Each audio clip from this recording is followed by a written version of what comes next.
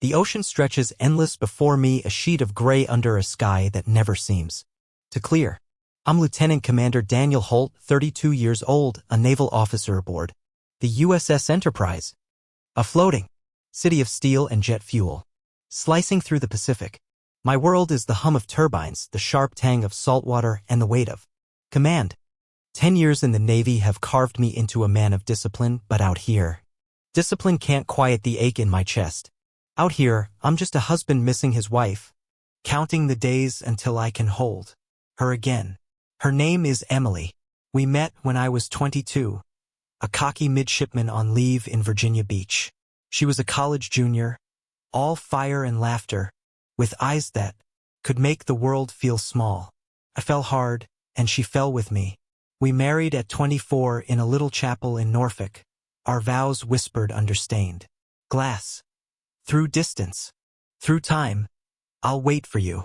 I promised to come home no matter how far the Navy sent me. She promised to be my anchor, steady and true. That was 8 years ago, and her photo tucked in my wallet creased from years of handling is my talisman against the loneliness of the sea. Can a promise really hold across an ocean? Life on the Enterprise is a grind that chews up time and spits out exhaustion. I share a berth the size of a closet with 3 other officers, our bunks stacked like coffins. Privacy is a thin curtain and a pair of earplugs. My days are 18-hour marathons, briefing pilots, inspecting aircraft, signing off on reports.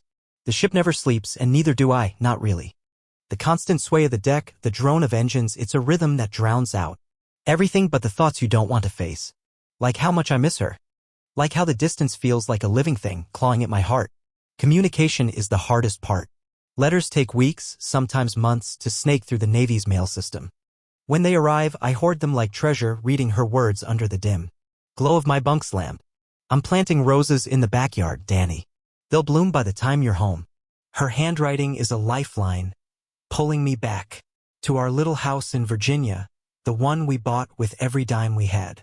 Phone calls are rarer, rationed by satellite availability and cut short by static or duty. Her voice, when I hear it, is sunlight breaking through clouds. But it's never enough. Does she feel me out here? Or am I just a ghost in her world? I trust Emily. Completely. That trust is my anchor, stronger than any chain tethering this ship. It's what keeps me sane when the nights are long and the stars feel like strangers. I picture her in our kitchen, sipping coffee, waiting for me. I imagine our reunion, her running into my arms, the world falling away. That's what I'm fighting for, what I'm protecting. Not just my country, but her, our life, our future. But trust, I'm learning, can be a fragile thing. It's a Tuesday morning, gray and heavy when it happens.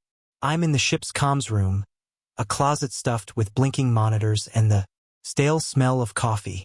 I'm checking emails, skimming through logistics reports, when a new message pings. No sender name, no subject line. Just a blank email with an attachment. I click and the world tilts. It's a photo. Emily, my Emily, in a dimly lit bar. She's laughing, her head thrown back, her hand resting on a man's arm. And that man, a god, I know him. It's Mark, my best friend since high school, the guy who stood beside me at our wedding. His hand is on her waist. His smile too close, too intimate. My stomach twists, while rising in my throat. The room spins, the hum of the ship deafening. Is this real? A mistake? Some sick joke? I stare at the screen, my pulse hammering. The photo is timestamped 3 weeks ago. 3 weeks while I was out here writing letters, dreaming of her. My fingers tremble as I zoom in, searching for a flaw, a sign it's fake. But it's her favorite blue dress, the necklace I gave her for our 5th anniversary. It's him, his familiar slouch, his cocky grin. The bar is local, a dive we used to hit together. The truth settles like lead in my bones. Something is wrong. Terribly, horribly wrong. I close the email, my hands shaking. I want to scream, to hurl the monitor across the room. But I'm a naval officer. I've trained to stay calm under fire, to think when chaos hits. So I sit there, staring at the blank screen, the photo burned into my mind. I trusted her. I trusted him. And while I've been out here pouring my soul into letters, they've been, what? Laughing behind my back? Building a life without me? The hook sinks deeper. Everything I've been fighting for is slipping away, and I didn't even see it coming. The photo is a splinter in my mind, festering with every passing hour. I can't unsee it. Emily's laugh, Mark's hand on her waist, the bar's neon glow. It's been 3 days since the anonymous email, and I haven't slept, haven't eaten. More than a protein bar. My bunk feels like a cage, the ships hum a mocking reminder of how trapped I am. I'm thousands of miles from home, powerless to confront her, and the questions are eating me alive. How long has this been going on?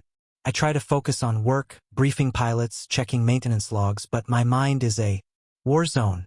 Rage clashes with disbelief, grief with betrayal.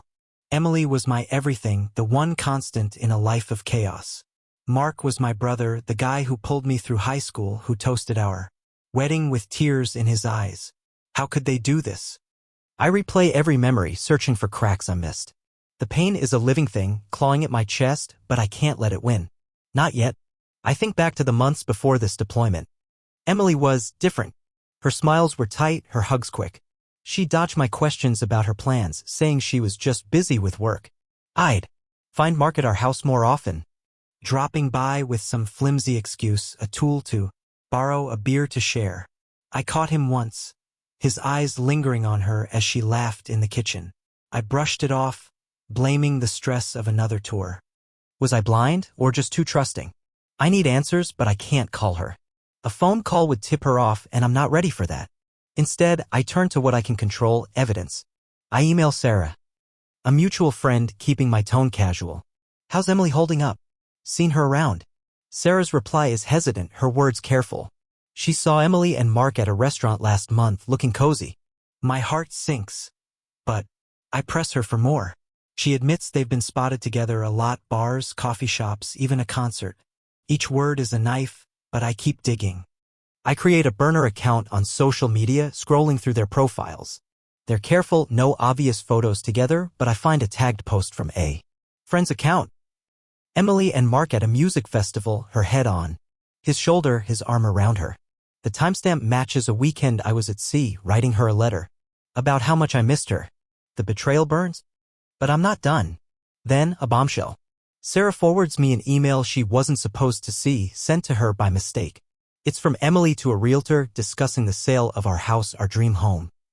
The one we poured every penny into. Mark's name is on the thread, his input clear in the replies. They're forging my signature, planning to sell it and split the profits. The house isn't just a building, it's our future, the place we plan to raise kids, grow old. They're stealing it, thinking I'm too far away to stop them. How could they think I wouldn't find out? The rage is blinding, a red haze that makes my hands shake. I want to call her, to scream, to demand answers. But I can't. I'm a naval officer, trained to stay calm under pressure. If I tip my hand now, I lose the advantage. So I bury the pain, letting it simmer into something colder, sharper. I stare at the ocean from the flight deck, the waves churning like my thoughts. I have to stay silent. I can't explode, not now. This isn't just about love anymore. It's about justice. They've taken my trust, my home, my future. But I'm not the naive husband they think I am. I'm a man who's faced storms, both at sea and in my heart. And I'm going to make them pay. The ocean is calm tonight, but inside me, a storm rages. It's been a week since I learned the full scope of Emily's betrayal. Not just her affair with Mark, but their plan to sell our house, to steal the life we built. The photo, the emails, the forged signatures, they're a fire in my veins, but I've learned to channel fire. I'm Lieutenant Commander Daniel Holt, trained to strategize under pressure, to turn chaos into order. And that's exactly what I'm going to do. I won't confront them, not yet. I won't scream or beg. I'm going to outsmart them, dismantle their lies with the precision of a missile. Strike. Can I pull this off without breaking? I'm still aboard the USS Enterprise, trapped in this floating fortress with 6 weeks left in my deployment. The ship's rhythm, jet roars, metal clangs. The hum of engines is my only constant. But it's also my cover. Out here, I can plan without them suspecting. My bunk is my war room, the dim glow of my laptop my only ally. I start with what I can control, our finances. I call my lawyer, Tom, a Navy buddy who knows family law. Over a crackling satellite line, I grant him power of attorney. Move the house title and our joint accounts into my name, I tell him. Make it look routine, deployment-related. Tom doesn't ask questions, he hears the steel in my voice. By the next day, he's working to secure our assets. Emily won't notice, not until it's too late. Next, I build a facade. I can't let her sense my suspicion, so I pull back. Our weekly calls, once my lifeline, become shorter, colder. Work's brutal, I say, my voice flat. Barely time to breathe. She buys it, her response is light, almost relieved. Does she even miss me, or is she too busy with him? I stop writing letters, letting the silence grow. It's a gamble. She might get paranoid, but I'm betting on her arrogance. She thinks I'm clueless, a husband lost at sea. That's exactly what I want her to think. I dive into Virginia's divorce laws, reading legal PDFs in the dead of night. Adultery is a fault ground, and if I can prove it, Emily could lose her claim to our house, our savings, everything. I compile evidence like a detective. The anonymous photo, Sarah's emails, screenshots of their social media. I save every scrap, zipping them into a folder on my laptop labeled logs to avoid suspicion. Each piece is a brick in the wall I'm building, a wall that will crush their plans. The hardest part is the act. On the ship, I'm a model officer. I lead briefings with a steady voice, inspect aircraft with a sharp eye crack. Jokes with my crew over lukewarm coffee. They call me Holt the Bolt for my calm under pressure. But they don't see the war inside me. At night, alone in my bunk, the mask slips. I see Emily's face, hear her laugh, and it's like losing her all over again. The pain is a tide pulling me under. But I fight it. I picture Mark's smug grin, her hand in his, and it steels me. This isn't just revenge, it's survival. One mistake, and this all collapses. Can I stay sharp enough to win? I'm playing a long game, and the stakes are everything. My career, my home, my heart. They're all on the line. But I've faced storms before, both at sea and in my soul. I know how to navigate, and when I strike, they won't see it coming. The USS Enterprise docks in Norfolk on a crisp October morning. The air, sharp with salt and diesel. The skyline is a gray smudge against the horizon, and the pier hums with life, families waving signs, kids clutching balloons, tears glinting in the dawn light. I'm Lieutenant Commander Daniel Holt, 32, my sea bag slung over my shoulder. My heart a coiled spring. 6 months at sea, 6 months of planning, and now I'm back on solid ground. But nothing feels solid anymore. The crowd blurs, a kaleidoscope of joy I can't touch. And then I see her, Emily, my wife, waving from the edge of the pier. Her smile is bright, perfect, like it's been rehearsed. My stomach twists, a knot of rage and grief, but I force a grin. Jogging toward her, she throws her arms around me, her perfume, lavender and vanilla, the same as always, flooding my senses. For a split second, I want to believe it's real, that she's still mine. That the photo of her with Mark was a nightmare I can wake from. But I know better. Does she really think she's fooled me? I pull back, kissing her cheek, my lips stiff. Missed you, I say, the words ash in my mouth. She beams, chattering about the drive, the weather, her new haircut. I nod, playing the happy husband, but my eyes are sharp, cataloging every detail, her nervous laugh, the way her fingers fidget with her scarf. We pile into her car, the radio humming some pop song, and drive to our little house in Virginia Beach. It's a modest 2-bedroom, white siding and a creaky porch, the place we poured every dime into. But stepping inside, it feels like a stage set, familiar but wrong. The furniture is the same, the photos on the mantel unchanged. But the air is heavy, tainted. The roses she wrote about in her letters, the ones she said would bloom for my return, are wilting in the backyard, their petals brown and curling, neglected like us. I force a smile, asking about her day, but I'm watching. Always watching. Her phone buzzes on the kitchen counter, a constant pulse. She glances at it, quick, then away, thinking I don't notice. But I see the tension in her shoulders, the way her eyes dart when I ask what's new. Just work, she says, stirring sugar into her coffee. I nod, sipping my own, the bitterness matching my mood. The house is a minefield, every moment a test of my control. I want to confront her, to scream about the photo, the emails, their plan to sell this place out from under me. But I'm a naval officer, trained to stay calm under fire. This is my mission now, and I won't fail. That night, I lie awake in our bed, her breathing soft beside me. The mattress feels foreign, the sheets too clean, like they've been washed to erase someone else. I stare at the ceiling, replaying the photo, Emily's. Laugh, Mark's hand on her waist. Mark, my best friend since high school. The guy who stood beside me at our wedding. Who swore he'd always have my back. The betrayal is a blade, but I've learned to wield pain. I slip out of bed, padding to the living room.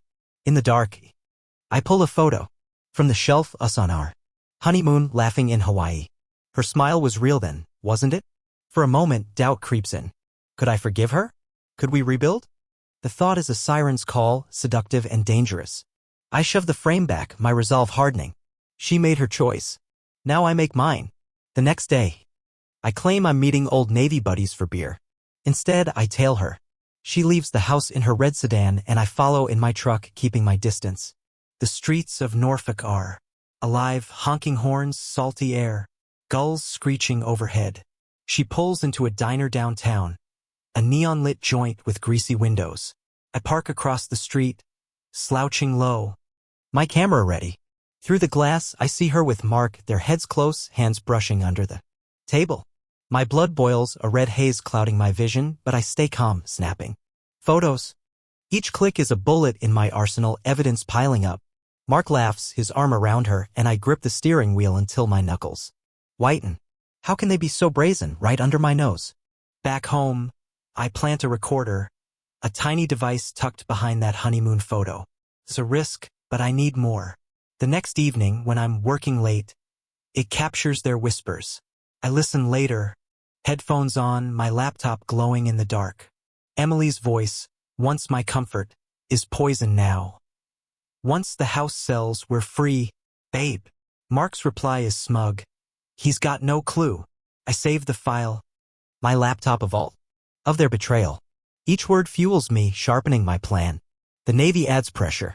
Commander Vance, a rival officer with a chip on his shoulder, is gunning for my promotion. He corners me at the base, his smirk cutting. Heard you've been distracted, Holt. Trouble at home? I force a laugh, brushing him off, but his words sting. Lieutenant Sarah Ruiz, my comms officer and friend, pulls me aside later. Vance is sniffing for weakness, she warns, her Texas drawl firm. You okay? I nod, but her concern lingers, a reminder I'm not alone. I can't let Vance win, not when I'm fighting a war on two fronts, personal and professional. A mission looms, a classified op to test new radar systems, and I need to be sharp.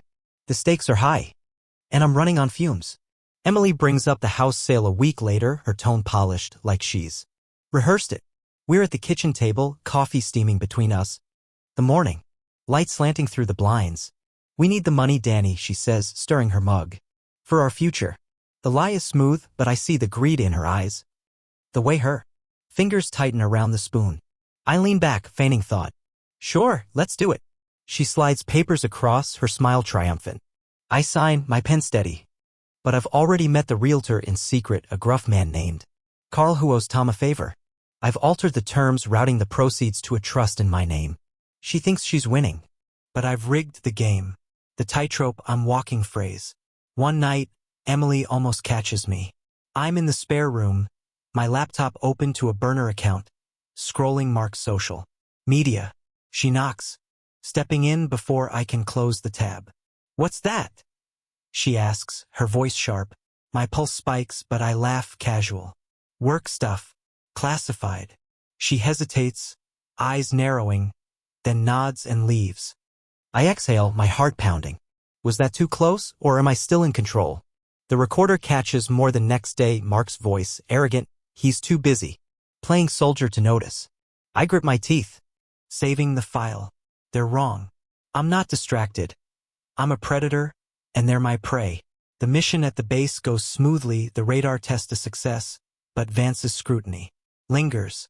Ruiz backs me, her quick thinking saving a glitch in the system. You're a rock, Holt, she says, grinning. I nod, but the weight of my double life is crushing. I laugh at Emily's jokes, hold her hand at dinner.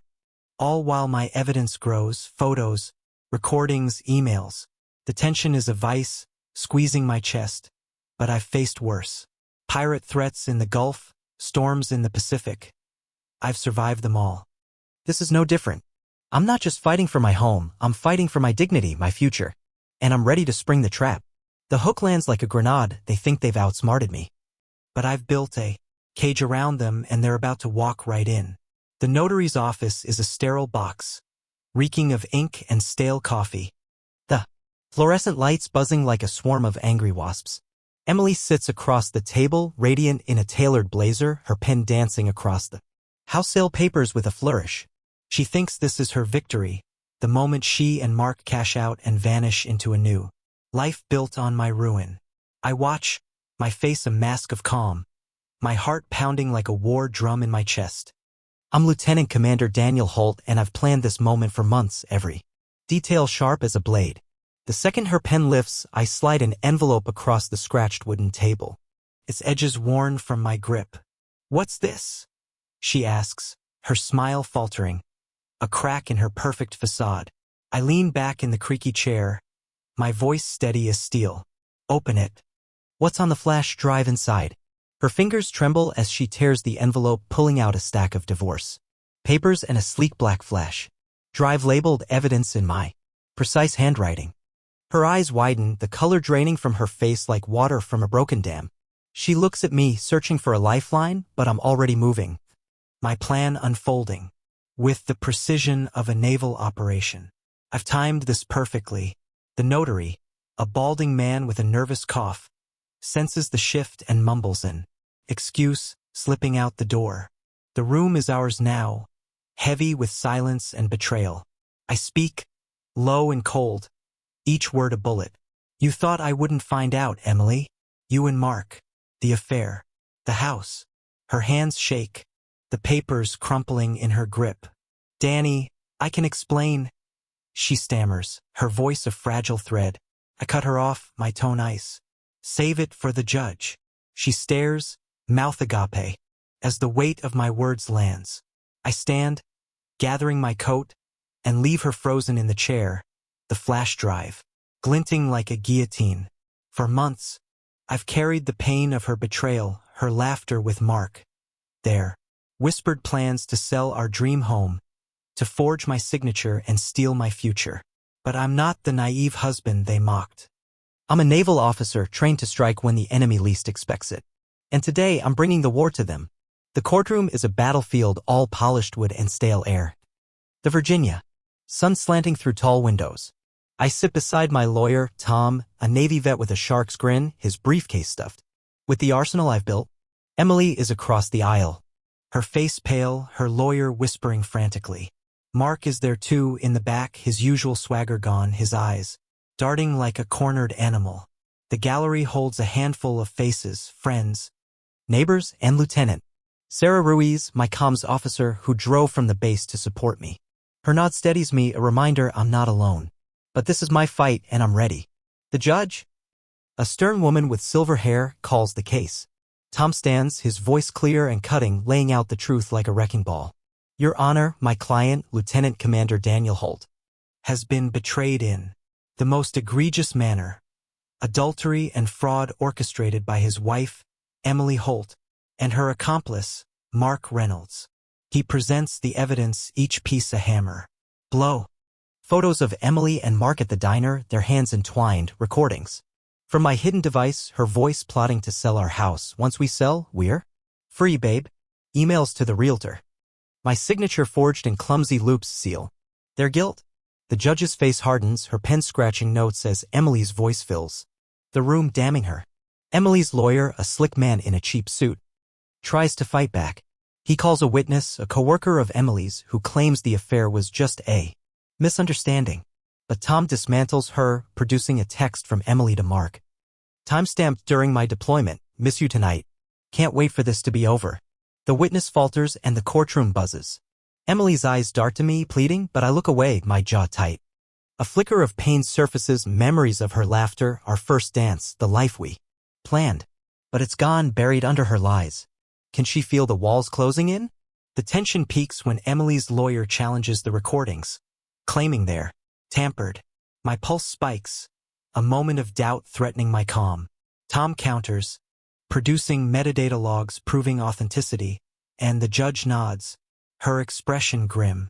I exhale, the room steadying. The truth is unstoppable now. Tom calls me to the stand and I testify, my voice even recounting the anonymous photo, my investigation, the betrayal that tore my world apart. The gallery is silent, Ruiz's eyes fierce with pride. Emily's lawyer cross-examines, probing for weakness, but I'm unshakable, a rock, forged in the Navy's fire. The judge deliberates, the clock ticking like a bomb. When she returns, her ruling is swift, her voice a gavel. Emily Holt is found guilty of adultery and fraud. She forfeits all claims to the marital home, savings, and alimony. The house, the dream we built, is mine alone. Emily's reputation lies in tatters, her future a void. Mark doesn't escape, his wife, tipped off by my call, is filing for divorce, his own reckoning looming. The courtroom empties, but the victory hums in my veins, sharp and sweet. Outside, on the courthouse steps, the air is crisp, the Norfolk skyline jagged against the dusk. Emily corners me, her face streaked with tears, her blazer rumpled. Danny, please, she begs, her voice breaking. I'm sorry. I love you. I was lonely. I made a mistake. Her words are hollow, a ghost of the woman I loved. I see her now, and not my anchor, but a stranger who chose greed over us. I step closer, my voice low, cutting. You lost everything for one lie, Emily. I just made sure you felt the consequences. She sobs, reaching for me, but I turn, my boots echoing on the stone. Her cries fade behind me, swallowed by the city's hum. Will she ever understand what she threw away? The Navy subplot resolves in tandem. Commander Vance, my rival, approaches me at the base the next day, his smirk gone. Heard about your case, Holt. Clean win. He extends a hand, grudging respect in his eyes. I shake it firm, knowing my promotion is secure. Ruiz grins, slapping my shoulder. Told you, Holt. You're a damn rock. Her faith, Tom's skill, my own resolve, they've carried me through. The mission, my personal war, is complete. The victory is sweet, but it's not joy I feel, it's relief, a weight lifting from my soul. I've reclaimed my life, piece by piece, from the ashes of betrayal. Standing on the base, the ocean glinting in the distance, I know one truth. No one can take this from me again. I'm not just a survivor. I'm a warrior, forged in fire, and I'm free. San Diego is a new world, a canvas of sun-soaked cliffs, crashing waves, and skies so blue they hurt to look at. I sold the Virginia house, left its ghosts, Emily's laughter, Mark's betrayal. The life I thought I had behind, and moved west. The Navy promoted me to commander, a badge of my resilience, and I throw myself into the work. Training pilots, leading missions, rebuilding a life from the ashes of what was. Off duty, I hike coastal trails where the earth meets the sea, the dirt crunching under my boots, the salt air sharp in my lungs. I surf at dawn, riding waves that remind me I'm alive, letting the Pacific wash away the scars. They're still there, faint but real, lines etched in my soul. Proof I survived. Can I ever trust again? The ocean is different here, wilder than the Atlantic's steady churn back in Norfolk. It's a mirror for the man I've become. Not the naive husband who trusted blindly, but a warrior who knows his worth. I rent a small apartment near Coronado, its windows framing the Pacific like a painting that changes every day. Mornings start with coffee on the balcony, the horizon a promise I'm still learning to believe in. I drive to the Naval Air Station where jets scream overhead, their roar a rhythm I've lived by for a decade. My pilots respect me, my crew trusts me, and I'm rebuilding that trust in myself brick by brick. I think about trust a lot these days. It was my strength, the rope that tethered me to Emily through years of deployments. Her letters my lifeline across oceans. But blind trust was my downfall, a one-way ticket to a hell of her making. I remember the nights in our Virginia house, her head on my chest, promising forever. I remember Mark, my brother in all but blood, grilling steaks in our backyard. His grin hiding the envy I never saw. Losing that life carved me into someone new, someone who guards his heart without locking it shut. The pain is a quiet ache now, like a bruise fading under skin, but it's taught me to trust myself first, to listen to the voice that warned me too late. Work keeps me grounded. The base is a hive of purpose, and I'm at its center, running drills, mentoring young aviators, proving I'm more than the man Emily broke. Commander Vance, my old rival, has backed off since my courtroom win. His respect. Grudging but real. Lieutenant Sarah Ruiz, my comms officer and friend, visits from Norfolk, her Texas. Drawl filling my apartment with warmth. She's planning her wedding. Her fiancé, a solid guy I've met over video calls. You're looking good, Holt, she says, sipping beer on my couch. Lighter, you know? I smile, the first real one in months. Her faith in me, forged in the crucible of our Pacific missions, is a reminder I'm not alone. But when she asks if I'm dating, I deflect. Can I open my heart again, or will it always carry her shadow? San Diego is more than a city. It's a second chance. I hike Torrey Pines, where cliffs drop to the sea, the wind tangling my hair. I surf at La Jolla, the board slicing waves as the sun ignites the horizon. One morning, at a surf shop, I meet Javier, a grizzled local with a laugh like a foghorn. He rents me gear, shares stories of his own broken heart, and slips me a coffee on the house. You got that look, man, he says, squinting. Like you've seen the deep end and swam back. I nod, not ready to share. But his kindness is a crack in my walls. A hint I might let someone in someday. Not yet, but maybe. In quiet moments, I confront the past. I keep a box under my bed, a time capsule of what was our wedding photo, her necklace, a letter I never sent. One night, I pull it out, the photo's edges worn. Emily's smile is radiant, mine unguarded.